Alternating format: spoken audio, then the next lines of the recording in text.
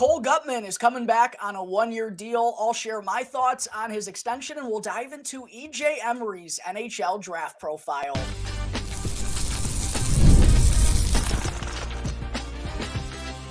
You're Locked On Blackhawks, your daily podcast on the Chicago Blackhawks, part of the Locked On Podcast Network, your team every day.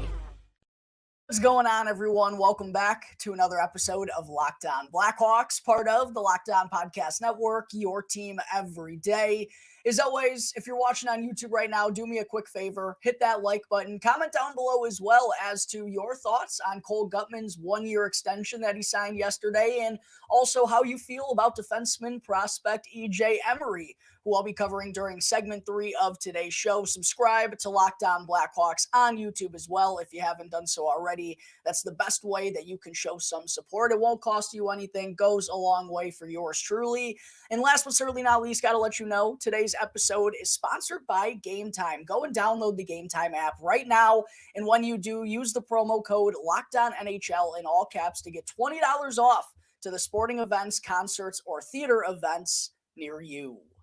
All right, good afternoon, everyone. Again, thank you all for joining me on another episode of Locked On Blackhawks, your one-stop shop for all things Chicago Blackhawks. Before I get into some more NHL draft stuff here on today's show, folks, we're now just 1 week, 7 days away from things going down in day one of the 2024 NHL Draft at the Sphere in Las Vegas. But first, I got some Blackhawks news to talk about real quick. As I mentioned off the top, Cole Guttman receives a one-year contract extension yesterday, a two-way deal, might I add, so he won't have to go through waivers if the Blackhawks are wanting to send him from the NHL to the AHL level, which is a noteworthy little tidbit thrown in there.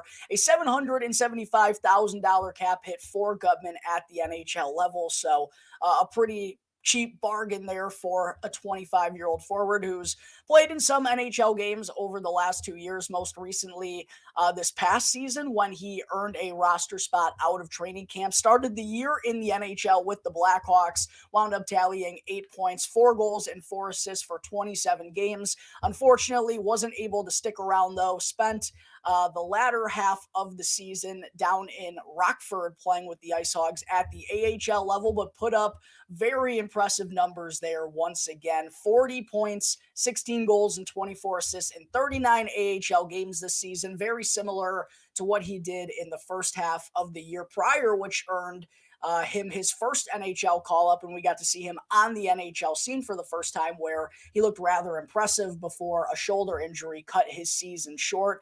But a really successful last couple of months for Guttman down in Rockford. Was actually named the AHL's Player of the Month in March after tallying 22 points in a 12-game stretch. Unfortunately, though, got injured late in the year and was not able to suit up for the Ice Hogs in the Calder Cup playoffs. That was a huge absence for them, along with Nolan Allen, on the back end. But I think it's the right decision to bring Cole Guttman back here on a one-year deal. As I mentioned, 25 years old, just turned 25 in April, so won't be 26 until the end of next season.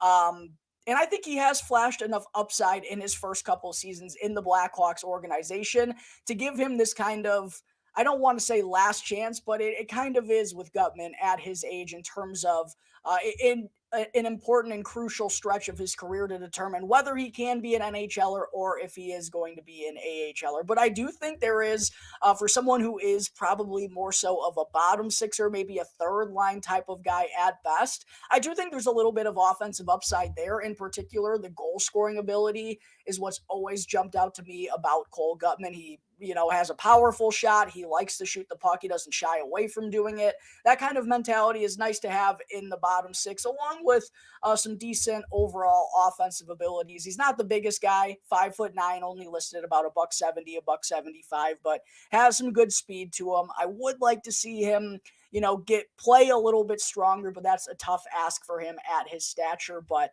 I think it is worthwhile to bring him back and give him that extra year, especially considering it's kind of the type of season it is, Blackhawks fans, or that's ahead of us, I should say.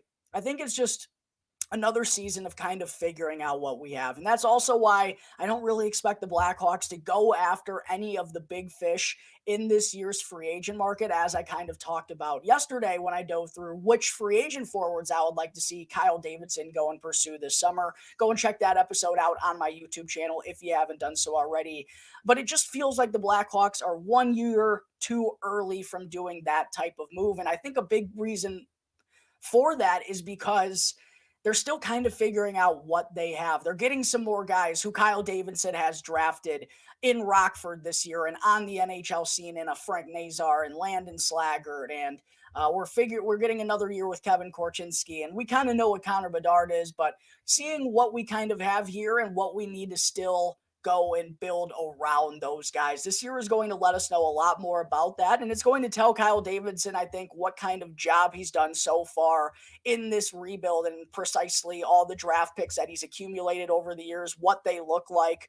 It's a big time figure it out type of year for the Chicago Blackhawks. Now, they do want to be getting better, but I don't think they're going to make much of a significant leap. And I think bringing Cole Guttman back, a guy who we're still kind of figuring out what he is, only makes sense. It only fits with kind of the narrative that the Blackhawks have as a whole going on this year. So that's kind of my reasoning to bring him back. It's also a very cheap two-way deal that, the Blackhawks aren't in a financial situation, but it's an easy one to squeeze on their books, obviously.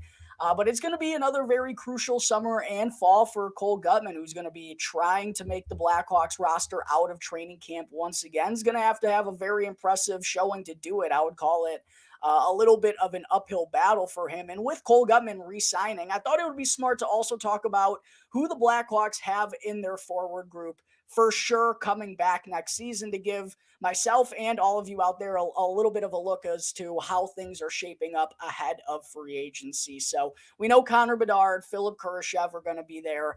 Taylor Hall coming back off of that knee injury. That's a hypothetical top line right there. We'll throw Lucas Reichel with Jason Dickinson and Andreas Athanasiou, and then Ryan Donato and Nick Foligno are part of that group as well. So that's 8 forwards right there that we know are going to be part of the NHL group that are back with the Blackhawks next year. And then as UFAs and RFAs, they have Colin Blackwell. He's the only UFA of the group. We know Tyler Johnson isn't going to be coming back. Taylor Radish is an RFA. Joey Anderson is an RFA. So is Mackenzie Entwistle. Reese Johnson is as well. However, right before I jumped on recording, Ben Pope of the Chicago Sun-Times reported that it appears Reese Johnson is going to be hitting the UFA market here this summer. The Blackhawks are not going to be giving him a contract. So seems like he's a little bit out of the picture at this point. I wonder if that's going to mean Mackenzie Entwistle is coming back or if they're going to be parting ways with both of those guys. But I expect Joey Anderson to come back, at least one of Radish or Entwistle. I don't know if there's room for Blackwell, but don't forget the Blackhawks are also trying to add a top 6 piece and possibly even another top 9 piece as well here this summer. And then there's Frank Nazar, Landon Slaggert, Colton Dock I would throw in that group as well, with Cole Guttman, that are trying to make this team out of training camp. So it is an uphill battle. There's not going to be very many spots available, but I think Cole Guttman is one of those guys we've seen have a lot of success and put up good numbers in the AHL. It's now just a matter of if he can translate to the NHL level, have consistent success there, and be able to stay in the NHL. We'll see if that happens next year. We'll see what kind of fall he has, but I think it was the right decision to bring him back on a cheap 1-year prove-it type deal to return to the Blackhawks for next season. But there's my reaction to Cole Guttman's 1-year extension that was announced yesterday. Go and jump in the comment section to let me know your thoughts on that matter, whether you agree with me. Do we see eye to eye or do we not? Make sure to go and let me know. Coming up in just a moment here, though, Blackhawks fans, I'll get into McKeen's Hockey's recent mock draft that was released earlier on in the week. But first, I got to talk to you all real quick about Game Time. You shouldn't have to worry when you're buying tickets to the next ball game that you want to attend. And I'm here happy to announce that Game Time is now an authorized ticket marketplace of Major League Baseball, which makes getting tickets both faster and easier. And with killer last-minute deals, all-in prices, plus their lowest price guarantee, Game Time takes the guesswork out of buying MLB tickets. And I personally have used Game Time since I was 16, 17, 18 years old, like a decade ago from now, when I was going down to the United Center back in the day to watch the Blackhawks in the Dynasty era, or go down to the Chicago Cubs, go and watch the Cubs play at Wrigley Field when they were playing some rather good ball, as they're not doing right now, unfortunately. And even to this day, when I'm traveling in another city, I want to go and see a stand-up comedy event with one of my buddies. I want to go and see a concert. Game Time is always the first place that I check because it's the fastest, cheapest, and easiest way for you to purchase all of your tickets. So make sure to go and download the Game Time app right now. And when you do, create an account and use the promo code LOCKEDONNHL in all caps to get $20 off with your first purchase. Yes, you heard me right. You can get $20 off to go and see Seiya Suzuki down at Wrigley Field this summer. All you got to do, download the Game Time app, create an account, and use the promo code LOCKEDONNHL in all caps. Last minute tickets, lowest price guaranteed. Game Time. Segment 2. On yesterday's episode, I broke down Corey Pronman's full 7-round mock draft. I just went through everyone that was selected in the first round, as well as the Blackhawks picks, according to Pronman, in rounds 2 through 7. Well, today I wanted to go through another mock draft from McKeen's Hockey. He released recently a 2-round mock draft, and I think it's worthwhile to bring up here on the show, as again, we're just 7 days out from the NHL draft, but these are my personal favorite NHL draft scouts and analysts that I look to, and I think it's worthwhile to see kind of what they're envisioning going down just a week removed from the NHL draft. They, are hearing the rumblings. They at least have a better sense of what's going on, whose stock's going high, whose stock's dropping at the moment, and gives us just a better picture of how things could potentially shake out in the first round. Now, we know these are never going to be 100% correct, but again, it just gives us a little bit better perspective on what could potentially go down in 7 days' time at the Sphere in Las Vegas. But getting into McKeen's Hockey's first round here of his mock draft, first overall, the San Jose Sharks select Macklin Celebrini. Surprise, surprise. Second overall, the Blackhawks take defenseman Artem Levshinov. There have been a lot of signs pointing in that direction. The question is, did their meeting with Ivan Demidov earlier on in the week kind of change their minds? It sounds like things could still be up in the air for general manager Kyle Davidson and his team 1 week out. I'm really hope they're leaning with Demidov, but I'm not surprised to hear these draft scouts say they're going to be picking Levshinov. There have been a lot of rumors of them going in that direction. I would say that's the most likely option, although I think the fans are signing with Demidov at this point in time. So really curious to see what winds up happening there. But McKeen's Hockey has Levshinov going second. The Anaheim Ducks at the third overall spot take Anton Salayev. Second mock draft in a row here where Salayev goes third overall. That would be pretty crazy. As I said, I think he's the biggest wild card in this draft. He could go 3, he could go 13 or 14. At number 4, the Columbus Blue Jackets, McKeen's Hockey has them taking Ivan Demidov. They took Caden Lindstrom and Corey Pronman's mock draft that I broke down yesterday. Those two teams flip-flopped players. Montreal and McKeen's has Caden Lindstrom. At 6, Utah takes Zeev Buium, second mock draft in a row that has Buium going to Utah. At number 7, the Ottawa Senators take Sam Dickinson. At number 8, the Seattle Kraken take Beckett Seneca, the second straight mock draft that has Beckett going inside the top 10. He's been one of the biggest risers, maybe the biggest draft stock boost over the last couple of months here, and there's even rumors he could be in the mix for the top 5 potentially, even with Columbus or Anaheim at 3 or 4. So we'll see where he winds up going. It sure sounds like it's going to be the top 10, though, at this point. At number 9, McKeen's Hockey has Calgary taking Tej Aginla. Corey Pronman had them passing on him. It is going to be a very tough decision for Calgary. If he is available on the board, are they going to take their legend son? According to McKeen's Hockey, they're going to. At number 10, to round out the top 10, the New Jersey Devils take Konsta Helenius. It would shock me if Konsta goes in the top 10. I think he's a good player. I don't think he has that top 10 skill. That one surprised me a bit. At number 11, the Buffalo Sabres take Zane Parekh, going outside the top 10 for the second consecutive mock draft. I think that's notable. At number 12, the Flyers take Cole Eiserman. He went number 19 to Vegas in Corey Pronman's mock draft. And I'll tell you what, if Cole Eiserman, I was going to say Steve Eiserman, how crazy would that have been? Cole Yzerman is on the board at number 18. Kyle Davidson, I really think, is going to be pulling that trigger much earlier in McKeen's mock draft at number 12 for Yzerman. At number 13, the Minnesota Wild take Carter Yakimchuk. At number 14, the San Jose Sharks take Stian Solberg for the second consecutive mock draft. It sounds like they really could be leaning D at number 14. And if the big six are all gone at that point, it could be honestly a wild card type of slot for San Jose. At number 15, the Red Wings select Berkeley Catton. Man, San Jose, like, I know they need D, but if they can come out of this draft with Macklin, Celebrini, and Berkeley Catton, that's unbelievable. Berkeley Catton at 15 would melt my mind with his talent. I know he's a candidate to slide, one of the more likely candidates to slide because of the lack of his size when guys like Seneca and Iginla and Lindstrom, they all possess that. Catton at 15 is crazy to me. At 16, the St. Louis Blues select Trevor Connolly. That would be hilarious. I think Trevor Connolly's a good player, but his background, I think that would be funny for St. Louis. At number 17, the Washington Capitals select Adam Jiricek at number 18 for the second consecutive mock draft. McKeen's Hockey has the Blackhawks taking Michael Branzeg-Nygaard. If he doesn't go 15 to the Detroit Red Wings, it seems like likely that he'll be available at number 18. I wouldn't hate it for the Blackhawks. There's just the one guy that I love personally, Liam Greentree, still available at that point in time. But MBE is one of the guys likely to be available at number 18, who's atop of my list, which I will be releasing tomorrow, by the way, Blackhawks fans. Make sure to stay tuned for that. At number 19, the Vegas Golden Knights take EJ Emery, who I'll be breaking down here in just a moment. Number 20, the New York Islanders take Michael Hage. 21, the LA Kings take Jet Luchenko.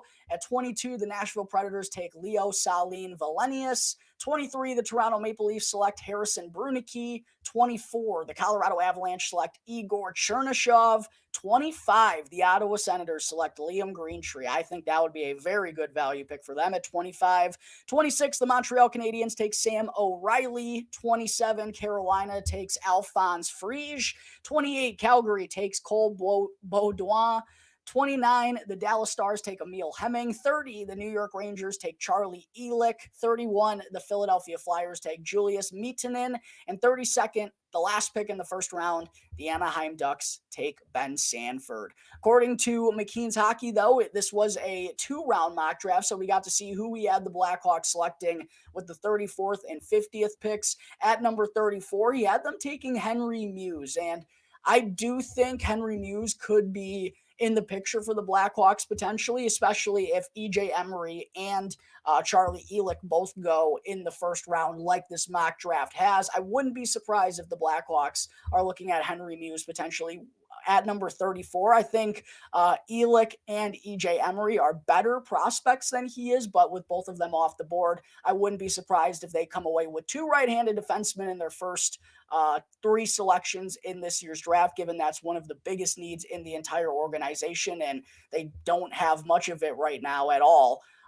So that pick does make sense. I'd like, honestly, I'll save this for EJ Emery because I'll be getting into him in just a second. And then at number 50, McKeen's Hockey has them taking John Mustard. But that's going to wrap up McKeen's Hockey's 2-round mock draft. Let me know your thoughts down below. What you think of that top 32 there, and what would be your reaction if the Blackhawks wind up selecting Michael Branzeg-Nygaard with the 18th overall pick? Let me know your thoughts down below in the comments section. But coming up in just a moment here, as I mentioned, I'll be getting into EJ Emery's 2024 NHL Draft Profile.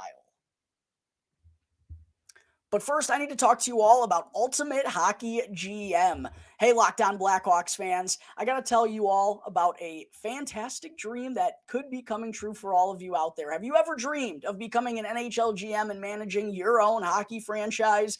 Do you think that you could be doing a better job than Blackhawks GM Kyle Davidson? Well, your dream can come true right now with the game that is the most definitely for you. You can manage every strategic aspect of your team. You can play through seasons and lead your team to glory. Go and hire the right coaches and staff, trade players or draft picks, navigate through free agency and the draft, all in a challenging and realistic game world. And as a Blackhawks fan, you know that there is no offseason. GMs are constantly grinding and making moves at every point of the year to improve their team's chances. And that's why I think you're going to love this game. Ultimate Hockey GM is completely free and also available offline. You can play on the go whenever you want, wherever you want. And by the way, Locked On Podcast listeners get a 100% free boost to their franchise when using the promo code LOCKEDONNHL in all caps in the game store. So make sure to go and check it out right now. Again, that's promo code LOCKEDONNHL in all caps to get a free boost to your franchise with Ultimate Hockey GM. And to download the game, just visit hockeygm.app or go and look it up on the App Store. Ultimate Hockey GM. Start your dynasty today. Back here on the Locked On Blackhawks podcast, part of the Locked On Podcast Network, your team every day. Again, just a friendly reminder to please hit that like button, comment down below, and subscribe to the Locked On Blackhawks YouTube channel. Thank you very much. If you're tuning in through an audio platform, also, please make sure to go and rate and review the show. That always puts a big smile on my face, helps me out tremendously.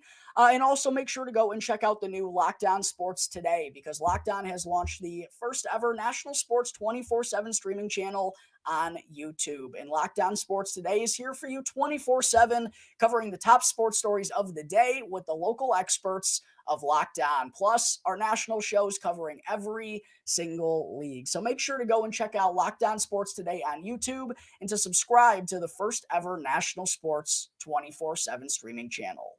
Segment 3, still got to get into EJ Emery's 2024 NHL Draft Profile. I only have a couple more left, 2, maybe 3. And on one of these episodes, I'll talk about a handful of guys who I think could be in the mix at number 34 as well. Some guys who I think are legitimate options for the Blackhawks.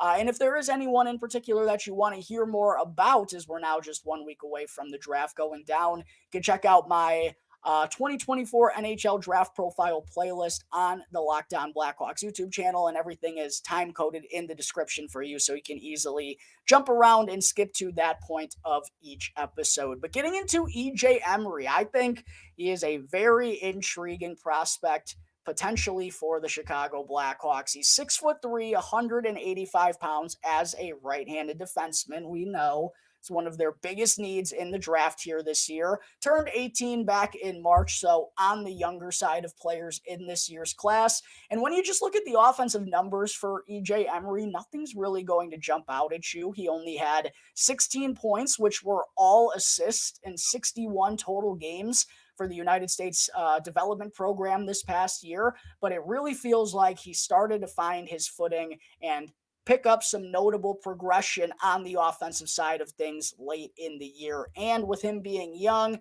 and the type of frame that he has as he continues to get stronger, there's a lot of runway there and a lot of belief that the development on the offensive side of things is really only getting started for this kid. And we did see him put up some really good numbers for the United States at the U18 World Junior Championship, where his defensive pairing with Cole Guttman, who's going to go in this year's draft as well, out of Barrington, Illinois, actually. His defensive pairing along with Cole Guttman was the best at that World Junior. And in 7 games there, EJ Emery tallied 6 assists. So almost half of the production that he had in 61 games for the USNTDP. And he was also plus 15 in those 7 games alone, along with Cole Guttman. So yeah, the offensive numbers aren't going to jump out, but there's a lot more to EJ Emery than just the offensive abilities. Although I will say the lack of production this year in comparison to his first year with the development program, what he did with the U17 club, in which he had 12 points, 2 goals, and 10 assists in 60 games. It was a little bit disappointing to see him not take a bigger leap, especially when I said, as I mentioned, like he's really just starting to get into the best part of it, development, according to multiple scouts and analysts, and even a couple of assistant coaches from the USNTDP when I watched videos on him. But he's going to North Dakota in the fall, which is one of the best defensive programs in all of college hockey. So it's going to be a very good spot, I believe, with EJ Emery. Going to be playing with Sasha Boisvert next year. Should be a fun freshman combo. But as I'll get into in a second, it's mostly all about the defensive game with EJ Emery, which I believe is going to be intriguing to the Chicago Blackhawks. But getting into the rankings here, 31st by Elite Prospects, 39th by Bob McKenzie, 16th by Craig Button. Oh, Craig Button has been having some interesting ones over the last couple of shows that I've been doing. Yesterday with, oh my gosh, why is this? Ryder Rich? No, was it Ryder Ritchie? Oh my gosh, I do so many of these episodes. It was Ryder Ritchie. I don't know why I'm absolutely tweaking out. No, it wasn't Ryder Ritchie. Oh my gosh. It's gonna drive me nuts. Why am I forgetting whose episode I did yesterday? It's because I have too many prospects on my mind and I just went through an entire mock draft. It's going to drive me nuts. Tarek Parasak. Thank you. I don't know why that was dawning on me, Blackhawks fans. But this was very similar to what the rankings said for Tarek Parasak yesterday as well. He was a lottery pick, according to Craig Button. EJ Emery, not quite a lottery pick, 16th overall here. But then Tony Ferrari had Parasak like 85th. Well, Tony Ferrari also has EJ Emery 49th, so a mid-second round pick, whereas Craig Button has him as a mid-first round pick. So a lot of disparity there. 20th by McKeen's Hockey, 23rd by Chris Peters, 17th by Daily Faceoff, and then 35th by Sportsnet, 49th by Dobber Prospects. Same ranking as Tony Ferrari to round things out. So some scouts and analysts think EJ Emery could be there for the Blackhawks at 34. Some folks think he could be going in the middle to early 20s of this year's draft. There's a lot of variations of outcomes possible for a guy like EJ Emery. Ultimately, though, I think because of his skill set, because of his intangibles, because of he played for the development program, which is, kind of like a solid prep school of its own to get these kids ready for the next level. I ultimately do think he's going to wind up going in the first round, but a lot of the reasoning is also because of how reliable of a defender he already is.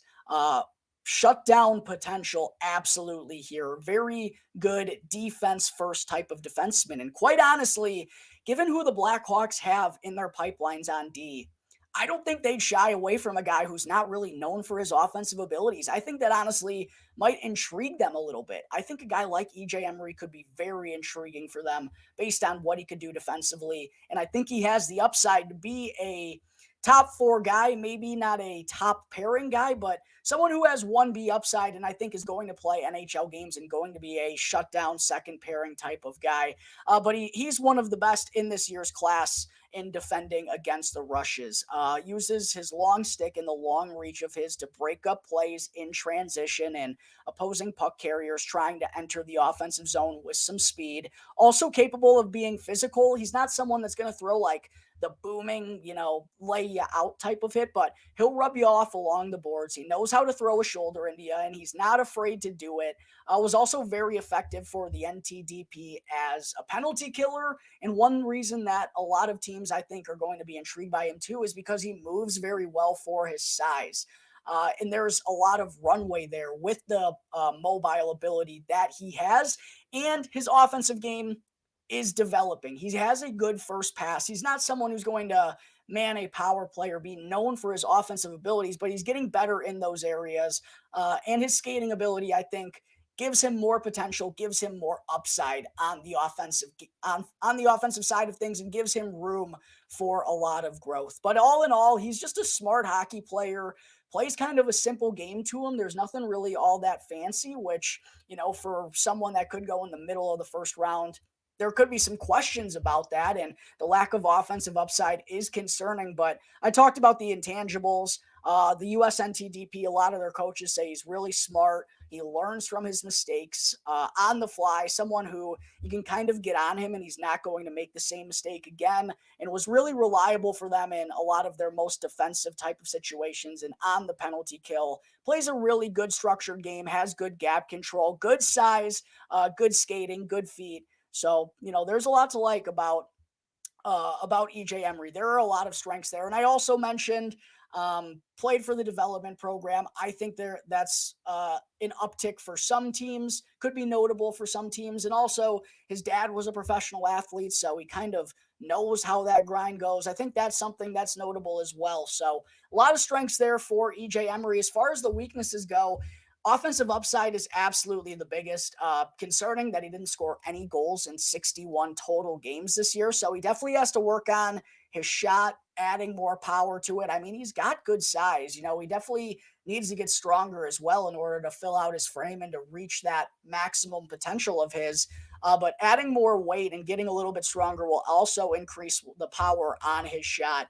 But I've read his shot selection also isn't the greatest, a little bit reluctant to shoot the puck at times. So, got to have more confidence in his shot. That's something that he's got to be doing all summer long before he heads into his first professional training camp later on in the fall. And also, just the biggest question is how high is the upside when he doesn't really offer all that much offensively? I think he has more in his arsenal than the numbers suggest, but I don't ever expect him to be more than like a 30, 35 point type of guy. I think that's really his offensive upside, but there is a lot of reason to believe he's going to be a shutdown defensive stalwart at the next level. There's a lot of reason to believe that.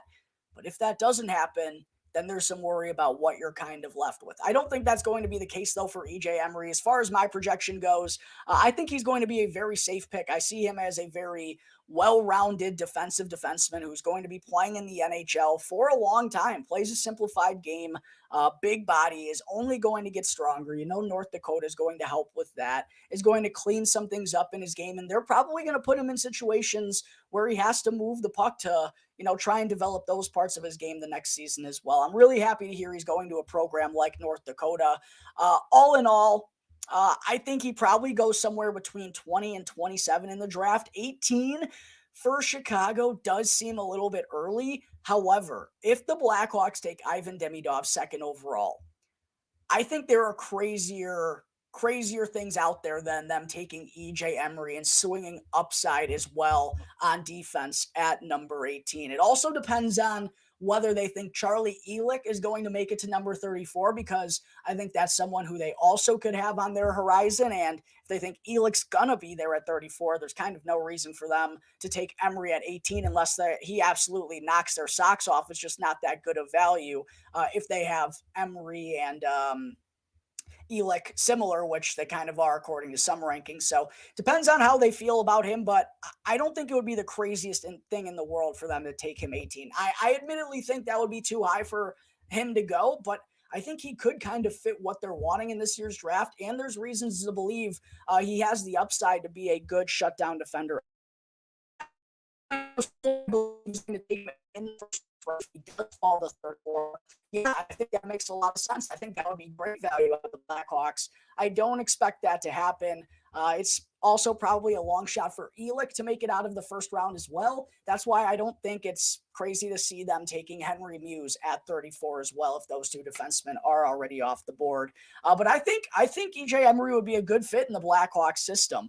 I think, given they have Kevin Korchinski, Seth Jones on that long contract, Wyatt Kaiser, who's a good puck mover, Sam Renzel, who's a good puck mover, even Ethan Del Mastro has made an uptick in his offensive game over the last couple of years. Alex Vlasic looks more confident in his puck moving abilities and on the offensive side of things than we've given him credit for over the last couple of years, or we ever thought imaginable when he first stepped onto the radar. So I wouldn't be surprised if the Blackhawks are okay with taking someone who they think is going to be a really good defender at the next level, particularly on the right-hand side to maybe help shore things up for someone like Kevin Korchinski or Wyatt Kaiser down the road potentially. So that's going to wrap up EJ Emery's 2024 NHL Draft Profile. Go and comment your thoughts on Emery as a prospect, whether you think he could go to the Blackhawks at 18. Again, I know that's a little bit of a reach, or if you think he'll make it out of the first round, drop me your thoughts down below. But that's going to wrap up today's episode of Locked On Blackhawks. As always, thank you all again for joining me on the show. Be sure to go and follow Locked On Blackhawks for free right now, wherever you may be listening to your podcasts,